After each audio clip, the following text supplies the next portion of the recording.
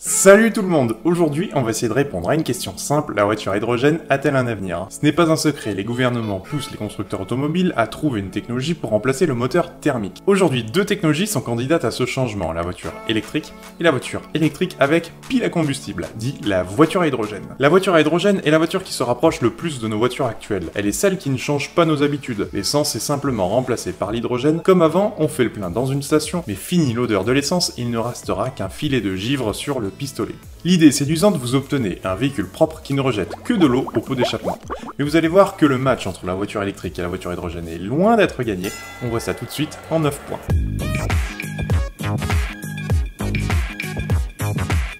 Comment ça marche? Ok, la voiture hydrogène, c'est une voiture électrique.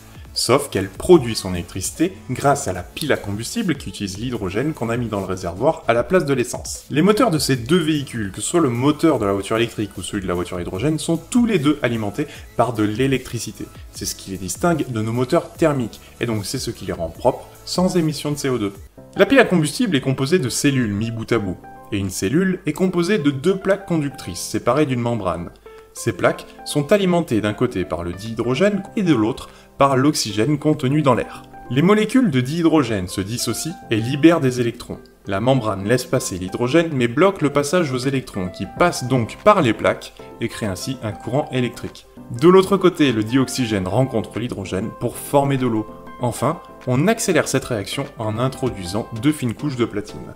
Autonomie. Parlons du nerf de la guerre. Petite comparaison sur le cycle américain EPA, le cycle le plus fiable dont on dispose. Côté électrique, les meilleures autonomies sont situées entre 400 et 500 km. Il faut compter pour la Nissan Leaf dans sa deuxième version, 243 km. Pour la Jaguar I-Pace, 400 km. Pour la Tesla Model 3, 500 km. Côté hydrogène, on fait mieux. La Toyota Mirai, à prononcer Mirai qui signifie futur en japonais, est sortie en 2015 et elle atteint déjà à cette époque 500 km. La Hyundai Nexo de 2018 atteint 600 km sur le cycle EPA. Bien sûr, des avancées seront faites des deux côtés, les 700 km seront bientôt atteints. Mais en attendant, il faut reconnaître qu'il faut donner le point à la voiture à hydrogène. Temps de recharge.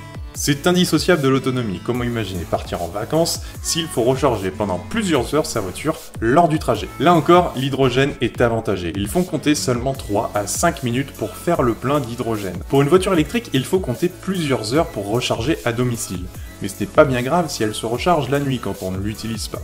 Ce qui est important, ce sont les recharges lors du trajet. Et là, au mieux aujourd'hui, on peut espérer récupérer 250 km en 20 minutes. Bien sûr, tout ceci est amené à évoluer. Audi, Volkswagen, Porsche, Tesla, Renault ont mis en place des chargeurs ultra rapides et veulent développer une puissance de 350 kW, ce qui permettrait de récupérer 400 km en 15 minutes. C'est une belle avancée, mais en attendant, le point revient encore une fois à la voiture à hydrogène. Vous pensez que la voiture à hydrogène est en train de gagner ce match? Eh bien regardez donc jusqu'au bout. Les performances. Avec une énergie disponible plus rapidement, la voiture électrique remporte ce point. La voiture électrique possède parmi les accélérations les plus rapides au monde. Quelques chiffres de comparaison, la Toyota Mirai, sortie donc en 2015, effectue le 0 à 100 km/h en 9,6 secondes. La Hyundai Nexo 2018 le fait en 9,2 secondes. De l'autre côté, au niveau électrique, on a la Nissan Leaf dans sa deuxième version qui le fait en 7,9 secondes et la Tesla Model 3 qui le fait de base en 5,1 secondes et au mieux en 3,5 secondes pour les plus hautes performances de cette voiture. La voiture électrique remporte là son premier point de 1. Quel est le coût? La combustion de l'hydrogène génère 3 fois plus d'énergie que l'essence à poids constant. C'est un bien meilleur carburant que l'essence ou le gazole. Il faut compter environ 1 kg d'hydrogène pour parcourir 100 km. L'hydrogène est donc très efficace et pourtant un plein se situe autour de 65 €. Côté électrique, le plein revient à environ 12 € pour 500 km. Le point est donc accordé à la voiture électrique. Les infrastructures. Vous connaissez le dilemme de l'œuf et de la poule? C'est un peu le problème de la voiture à hydrogène. On n'achète pas de voiture à hydrogène si on n'a pas de station pour recharger, et on ne crée pas de station s'il n'y a pas de voitures qui sont commercialisées. Si vous pouvez recharger votre voiture électrique partout où vous trouvez de l'électricité. Avec l'hydrogène, il faut passer par une station, et on en compte seulement aujourd'hui une petite vingtaine. Des plans d'investissement sont prévus, et notre ministre de la Transition écologique, Nicolas Hulot, y croit et veut verdir la filière de l'hydrogène.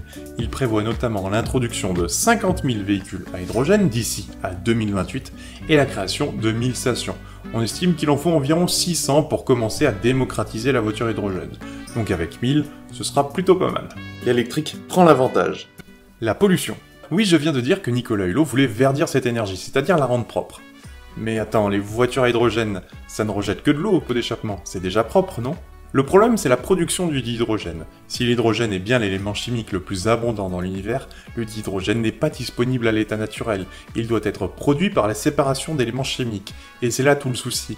95% d'hydrogène qui est produit est fait avec des énergies fossiles. Faire le plein d'hydrogène revient à consommer des énergies fossiles. Le vaporeformage du gaz naturel est la méthode la plus courante. Elle consiste à casser la molécule de méthane, CH4, pour produire du dihydrogène.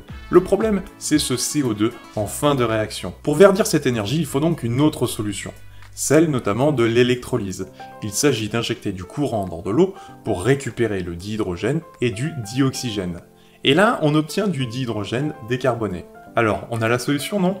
Eh bien, vous en doutez, pas tant que ça, parce que l'électrolyse est 2 à 3 fois plus chère que le vaporeformage, et surtout, il est beaucoup moins efficace en termes énergétiques.